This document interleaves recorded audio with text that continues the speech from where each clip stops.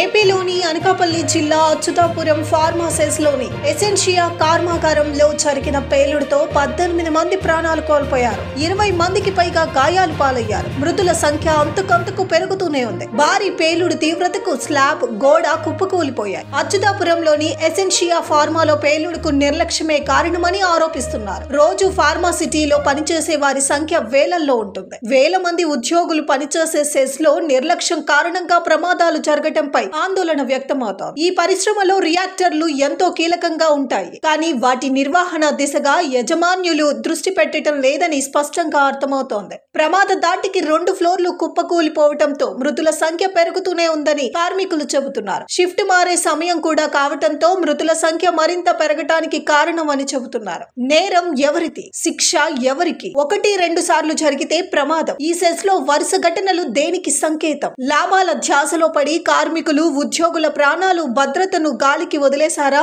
కార్మికుల బ్రతుకుల్ని చిత్రం చేసి కుటుంబాలకు తీరని శోకాన్ని మిగిల్చిన ఈ ఘోర ప్రమాదం వెనుక అసలు కారణాలు ఏంటి? బాధ్యత ఎవరిది?